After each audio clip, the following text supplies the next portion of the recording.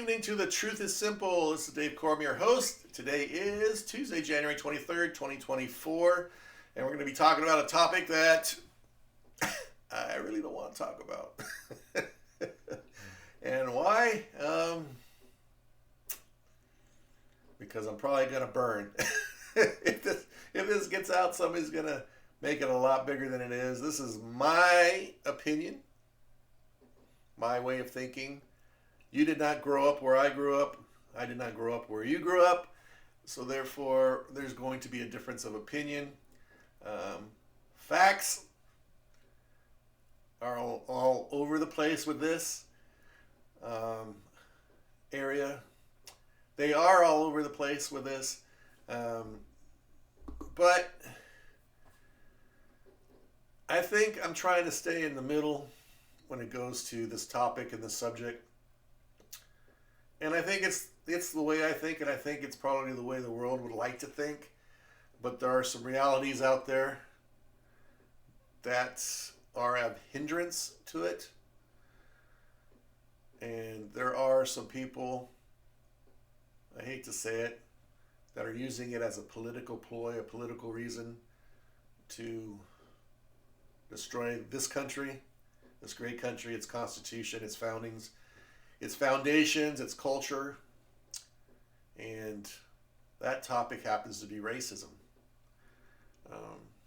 I grew up in San Diego, California, born in 1962. I was young there at that time. I remember Martin Luther King being there. I was 5, 6 years old at the time, so what does a 5 or 6 year old know about what's really going on around him, and so forth and so on. I remember watching his speeches because I saw him on TV. I remember him being shot in Birmingham, Alabama. It was big in the news. My parents watched the news, primarily CBS News, with Walter Cronkite. I remember all that. I remember his speeches. If you remember the moon landing that happened in 1968, kind of the same time period, I remember exactly where I was sitting on the couch. I remember watching the TV and that happening. That was one of the events that just kind of there's things that just kind of linger in your mind and your memory that you've been through in the past. And so this was one of them. Martin Luther King, the moon landing and so forth are just things that were like resilient or in my mind and still are today.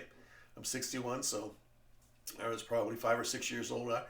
It has to be something that is really pulling and reaching for it to stay in your mind like it was fresh yesterday. So we're going to talk about Martin Luther King. We're going to talk about where I grew up. We're going to talk about what I think the United States is, where it stands as far as racism in the world, and where it was during the Civil War, where it was maybe 20, 30 years later, where Martin Luther King was when he made his great speech, where he says, content of character and not the color of one's skin makes up the man.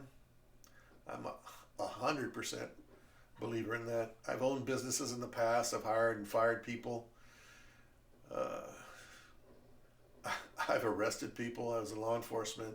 As a teacher, daily you talk to students.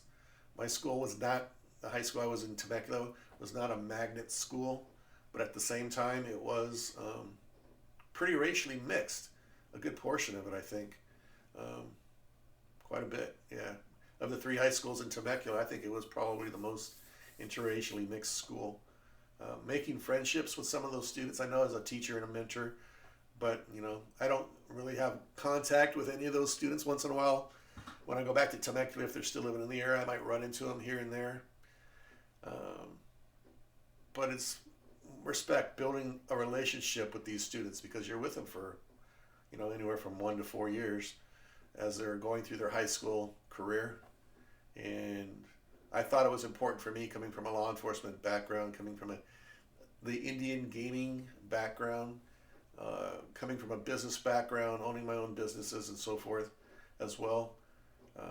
And as a teacher, to kind of mentor and bring these kids along so they could be self-sustaining, good participants in the world and in their cities and states and wherever they lived. So I found that it was more appetizing for me to try to put these kids on the right track then than it was as a law enforcement officer, which I had been there long enough putting them in jail, and then eventually 17 years later, because some of their kids were early in their youth when I put them away or locked them up or arrested them, that sometime later their kids would be following suit. So there had to be a better way to get out front, and I thought being a teacher is probably it, because I never wanted to be a teacher, never. So here we are, talking about racism. Where did I grow up? I grew up in San Diego, California. 1962 was when I was born. Elementary school started roughly 1968, I guess. I was 5 years old. Went to a parochial, which for you don't know what that is, that's a Catholic school, which ran from kindergarten through 8th grade. I can't really remember. I remember the classroom. I kind of vaguely remember the teacher. I kind of vaguely remember certain things. But I don't remember the makeup of the class. At that age, you're not looking for race. And that's something we need to talk about. And is race, a lot of people are trying to push racism as being something that's keyed in your genetic code. That's a lie. It's not in your genetic code. There's no way racism is in your genetic code. It's just like if we can speak, right? I'm speaking to you. We speak, I don't know how many different languages in the world, but there's a lot of different languages. If it was genetic, you would think after all the thousands of years we've been learning a language and talking, that when your kid popped out, they'd be able to speak to you right now. Mommy, Daddy, my butt hurts, or cut my umbilical, or whatever. You would think, right? It would be something that's genetic as well, the makeup of that, but it's not. Language is something that's learned. Learning how to wash the dishes, how to make your bed, how to put on your shoes and tie your shoes. It's all learned. Everything is learned. We learn everything. Our minds are just like sponges when we're young, and we let stuff in. That is one reason as an educator, and one reason why these communities that want to teach your kids sex stuff in school, or change of sex stuff in school, are trying to grab them while they're young, because kids are sponges. Well, racism is the same thing. Who you grow up with, who you associate with, who you listen to, is who you become. So racism is learned. It is learned over time. I think if we look back to the beginnings of the United States, and we think about the people that wrote the Constitution, our forefathers, right? They didn't have the same mindset we had today. Things were looked on a little bit different. They were probably a lot more religious people than we are today. The roots of the United States comes from English common law. These were English colonies at the time. So therefore, the traditions, the way things are established and set up, are going to be traditionally English. If you go down to Mexico or any other Central American country that was colonized by the Spanish, you're going to see a similar setup there. Same with Brazil, which is Portuguese. You're going to see kind of a Portuguese influence in the way that they set up things there. That's just common sense of how the United States got formalized, founded, and so forth and so on.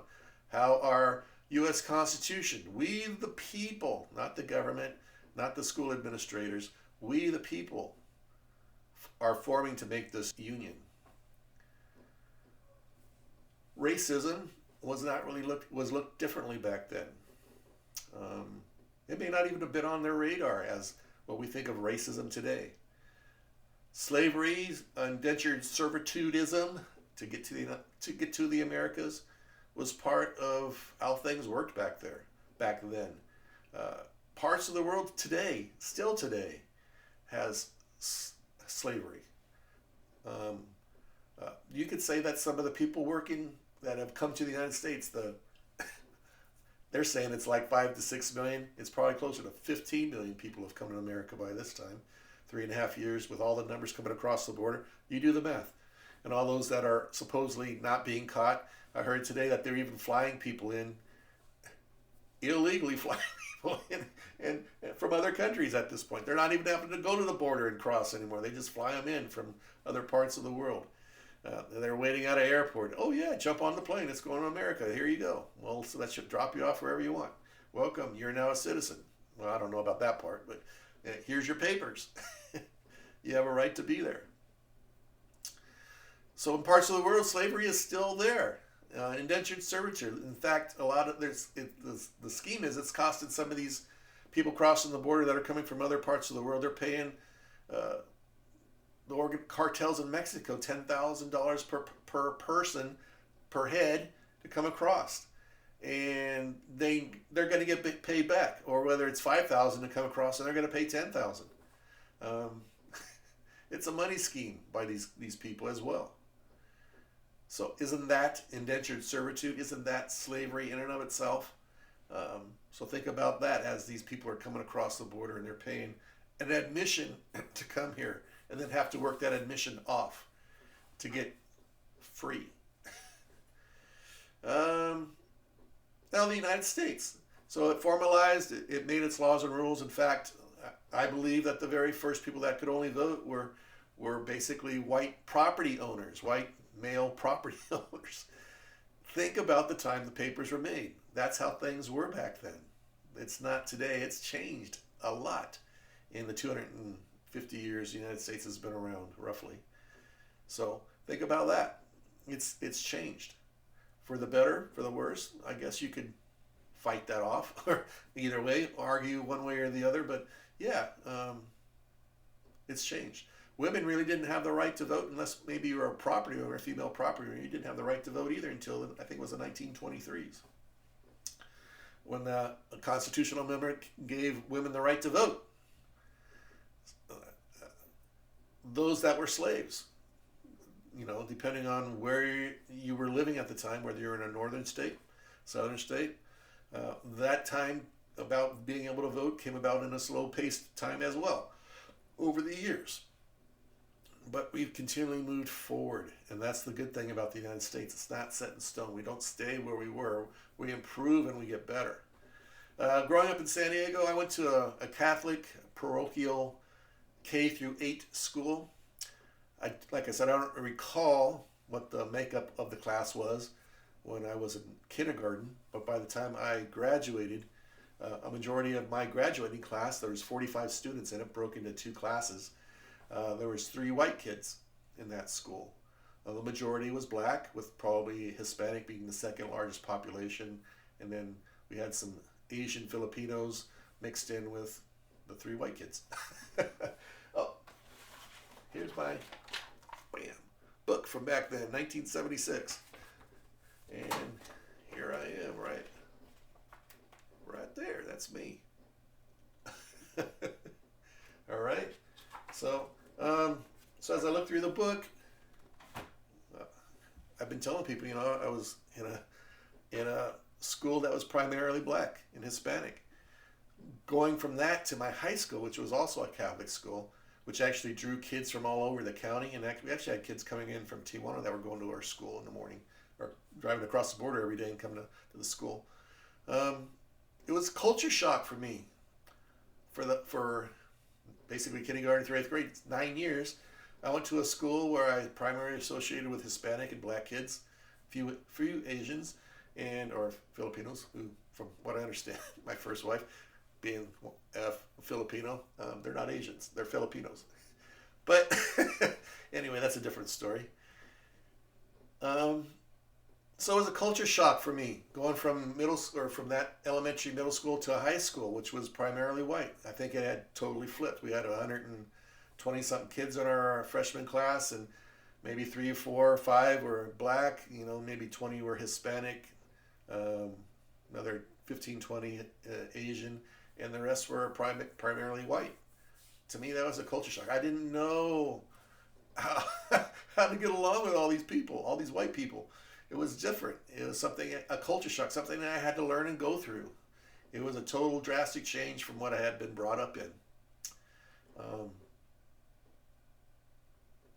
So, with that said, it's it's diversity is based upon where you live.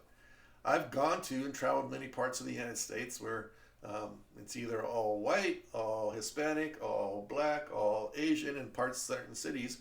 Even San Diego now is broken up into communities. There's a black community, there's a Hispanic community, there's an Asian community, and the whites kind of live in certain spots, periodic spots throughout the county in their own little sections. Um, as a law enforcement officer, I could verify that because I worked all over San Diego County in my 17 years as a marshal and sheriff there.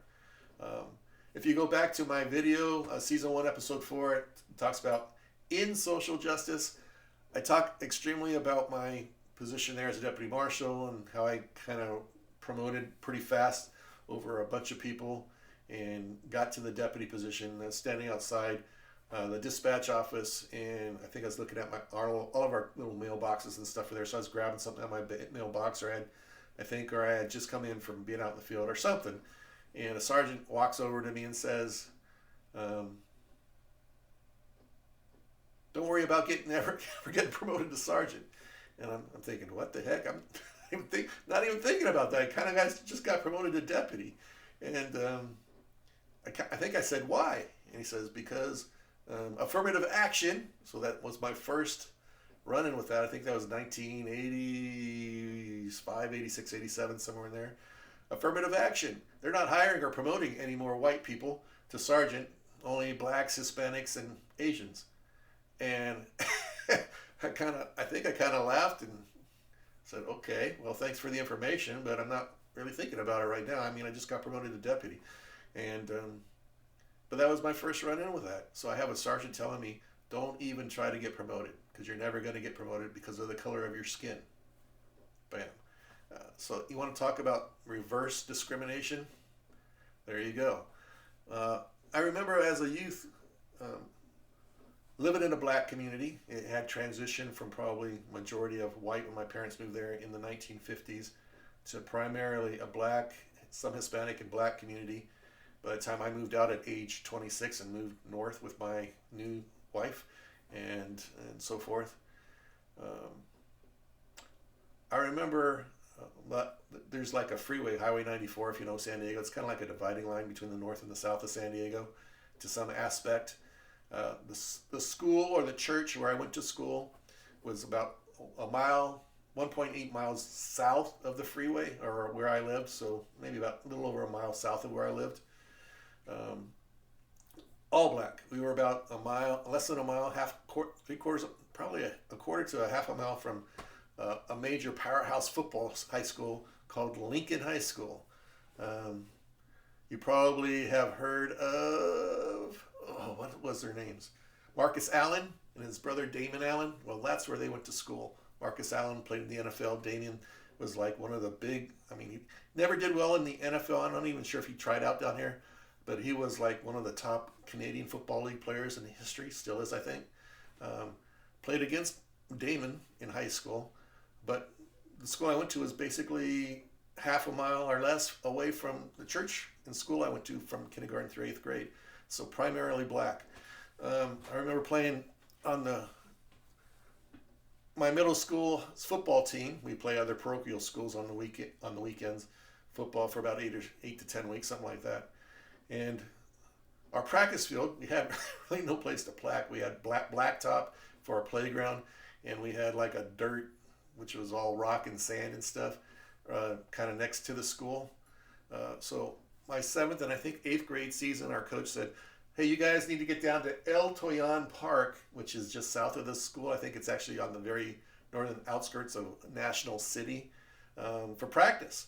I think we got, I'm not wrong, if I'm right, I think we got out around 2:30 or 3 o'clock, and we had like 30 to 45 minutes to change from our school uniforms, put on our shorts or whatever we were going to practice in, and run the 1.6 miles, I think it is, from the school to the park to practice, meet our coach there.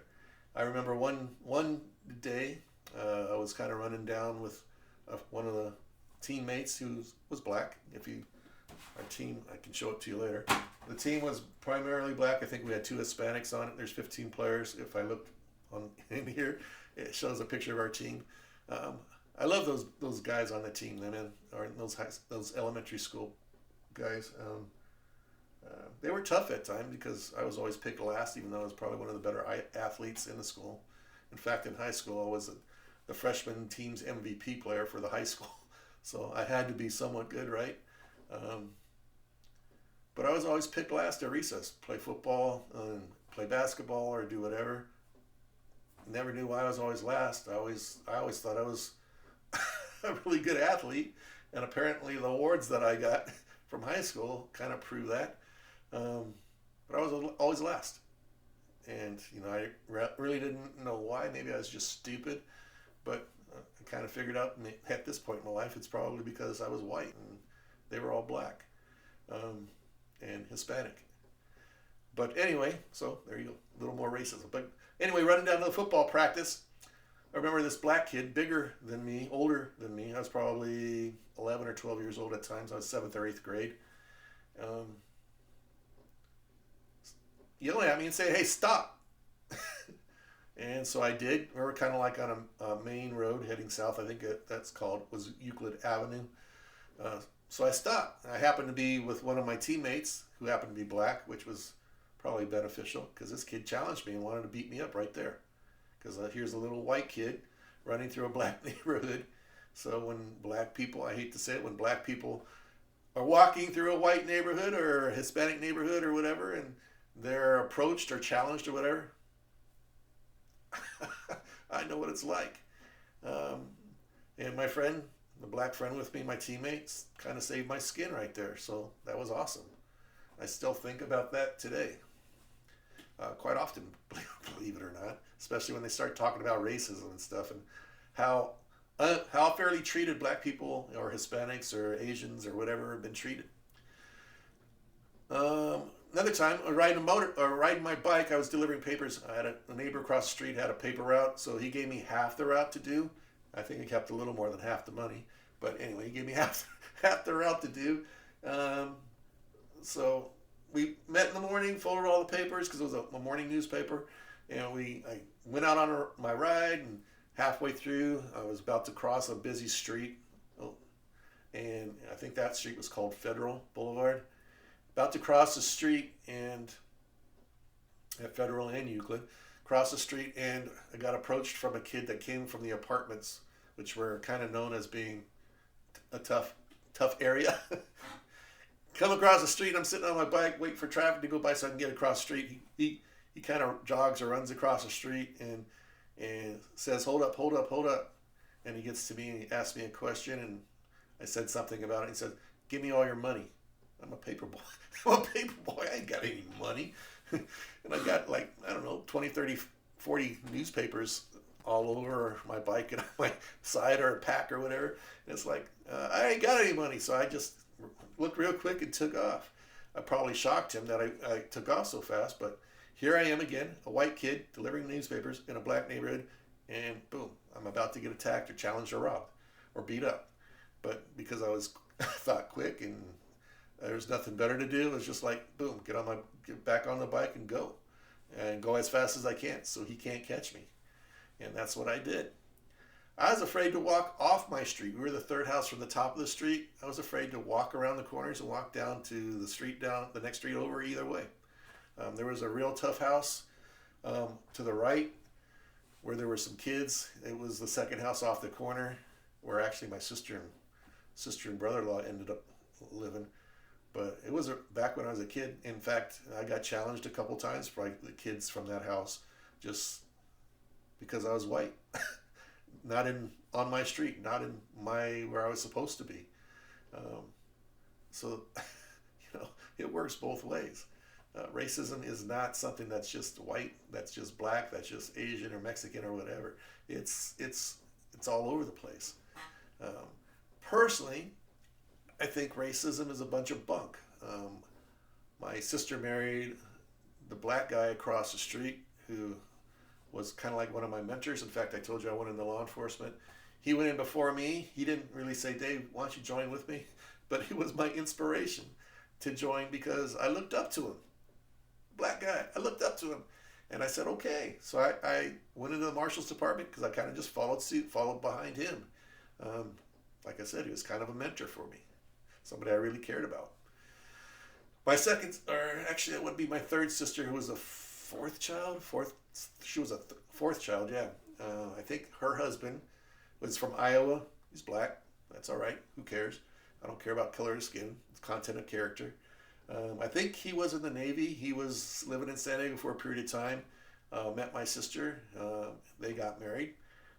They moved into the house, my dad's house, where we are all living. I think my mom had shortly there passed away before. And I kind of lived with them for, I don't know, a year to 2 years with them. They had a little boy, and he took good care of my sister. She loved him. He loved her. He was and they're still married today. They moved back to Iowa many years ago. But I always looked up to him too, and thought well of him. And he brought up his kids. I think he's got 3 boys, if I'm not wrong. Don't kill me, sister. 3. He's got boys, and they've all turned out to be good guys. I mean, it's the parenting. It's how you're brought up and who brings you up, and the culture and what you're taught from your youth. That determines who and what you become. Not your DNA. Not what other people say or think or do on the TV or through the newspaper or on the internet. In fact, I was watching a comment by Charles Barkley today regarding Nikki Haley saying there's no racism in the United States. There is racism in the United States, pockets of it, or individuals that have it, but it's not a white thing. Not all the whites are racist. It's not all the blacks are racist. It's not all the browns are racist, or the yellows. There you go. That's racist. The Asians that are racist. People are racist because of how they're brought up and who they associate with and who they hang out and what they listen to and what they watch. I hate to say it, and I always do this, but primarily the left has been pushing race since at least Obama, if not before Obama. It's a tool in their kit to destroy the continuity or the culture or the truthfulness from me, from you, from all the American people. They're using it as a tool. Saul Alinsky and his Rules for Radicals, which is the book I wanted to tell you last week that I couldn't remember. In that says it's all right basically for you to do anything as long as it pushes you towards the right goals. I hate going back to the French Revolution back in the early 1800s, but a lot of the things I think Saul Alinsky lists or gets his information from boils back to that. And as far as Marxism and Karl Marx and so forth, same thing there. That's where he gets a lot of this information from. Communist stuff. The Democratic Party, in my opinion, I mean, there are very few actual Democrats in that party anymore. It's a Marxist, socialist, communist organization. Just take Democrat off your name and start calling yourself communist because unfortunately they're the ones pushing the racism in this country. Has it gotten better? Absolutely. Has there been times and periods of having to work through it? I think if you grew up in the southern United States and the southern states, which were the Confederacy, based upon the northern or maybe the western United States, you might have gone through a different upbringing or a different type of cultural upbringing, or you may have had different people that had different stigmatisms built into who and what they are. And if they were your friends, some of those things have ingrained themselves upon you, and you start to think like-minded to what they are, because that's who we become, the people we hang out with, socialize things, the things we read and watch and listen to. That's who we become. It's who we become. I think I have said probably in my first episode, that I had a sister-in-law that told my brother-in-law, my first wife's brother, that she was going to divorce him and take all his money, his military money when he retired, away from him. And, when you hear that, I go over the house and I hear that 3, 4, 5, 6, 10 times while I'm there for an hour and a half to 2, 3, 4 hours. And I hear it and I hear it. What does he start to think? It's true. She's just waiting. She's just waiting for me to retire so she can take my money. There's nothing about us in this, our money, where we could buy a motorhome and go travel together. It's about her taking it and leaving him. What kind of ingrainment does that put into your mind? What do you think you're going to think after a period of time of hearing that day after day after day after day, 4, 5, 6, 10, 20 times a day? You're going to believe it. And that's what racism is. And that's how we get hooked into racism. And that's how we become racist in and of itself. But, like affirmative action, to do reverse racism, my sergeant on the Marshals Department said, you're never going to get promoted because you're white. To reverse that takes all the incentive away and just perpetuates racism.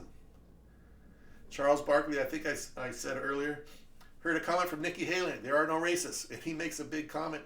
In some parts he's right, but you can see he clearly is pointing out certain things too in his comments back regarding her that I'm in disagreement, and just pushes racism in and of itself. So while I like Charles Barkley, Nikki Haley, she's all right. I don't know her that well, but I definitely don't think she's our best choice for president. And if she believed the same things or similar things that would get us on track, what do you think the Democrats and the Democratic Communist Party would do to her once she got in office? Would she be strong enough to repel it like Trump has been? No. Same for DeSantis. He wouldn't be able to repel it either. He might be a good choice for a president, but he couldn't take the attacks that Trump has taken. Nobody could take the attacks like Trump has taken. And I don't necessarily like Trump that much, to be honest with you. But out of the choices we have, if you want to save America, he's the only choice. That's my opinion. And I think you probably think, for the most part, that I'm right. And if you don't like what I'm saying, well, the truth is simple. Sometimes the truth hurts. So let's talk about reparations for the past.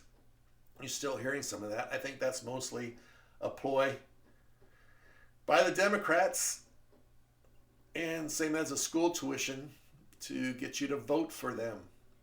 Once it's all said and done, going back to the French Revolution, all these people that are doing all of these things, and as soon as they cut off the stipend of all the funds and start throwing you in jail because you're gay, because you're an LGBT person, because you're Republican, because you're a MAGA person, it's all going to come back to bite those that are in support of these radicals. I hate to say it, they call MAGA people radicals, or conservatives radicals. But if you look at radical and conservative, those are complete opposites. If you look it up in the dictionary, a conservative believes in things and foundations of the past and that are found to be true, and radicals want to change all that. So how can a conservative be a radical? It just doesn't work. All right, back to racism. I think I hit everything I wanted to hit. Talked about Martin Luther King, where I grew up, in the neighborhood I grew up, my family, my two sisters that are married African Americans. Actually, my one and only oldest brother, his wife is Mexican. I think she's either a first or second generation American. My son-in-law, from one of my daughters, same. He's like a second generation American from Mexico. Good guy, great guy. Was taking good care of the kids and so forth, and believes in family. They had some rough times because they got married young, but I think they're going to make it after these years. I think they just celebrated their 10th anniversary. I have two sisters that married white guys. My first wife, who I lost in an auto accident quite a few years ago now, but I had my first two children, was Filipino.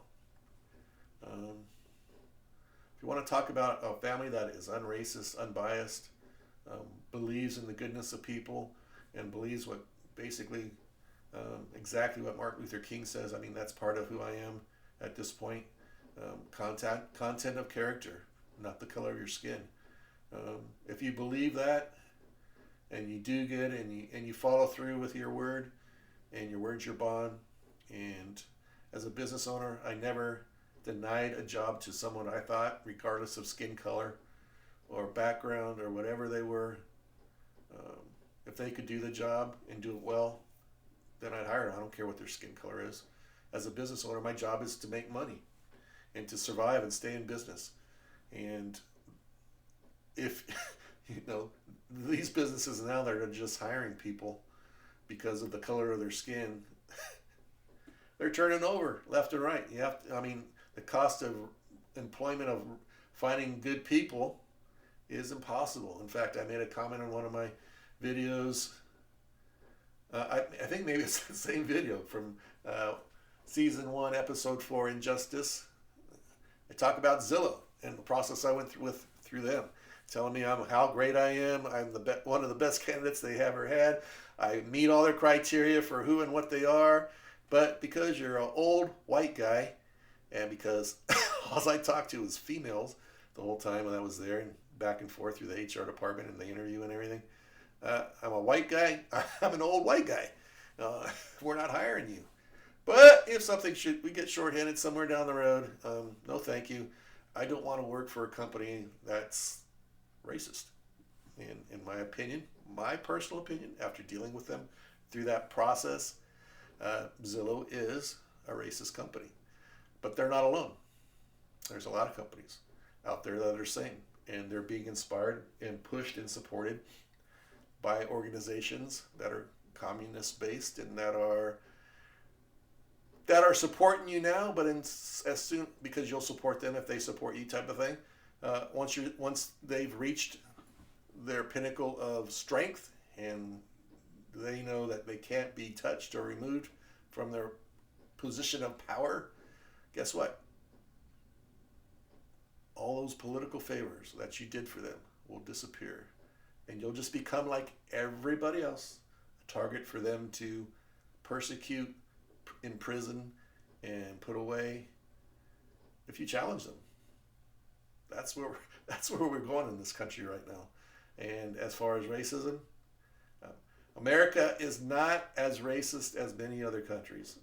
All you got to do is look at the history. There are a lot more opportunities for anyone in this country than there are in anywhere else. Why are all these people coming here?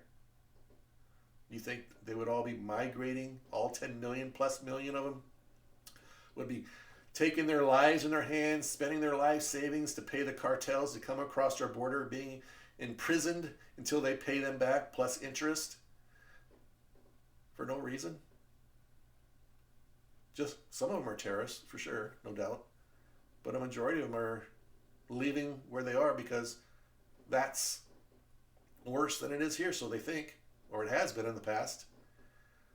But what they're about to learn is once power is consolidated, they are no longer wanted. They just become like the American citizen that's been forgotten, that pays the taxes and everything else. They'll be forgotten too. Once they're established, the power is there. They'll just become part of the peon group. I talked about that last week. If you hadn't watched that one, go see what a peon is. So with that said, America has racist people in it. I think its majority is individualized at this time, or small groups in certain areas. I don't think it's the mindset of the majority anymore. I think Martin Luther King has did it right, and he was the first one to bring us where we were in a very segregated, racist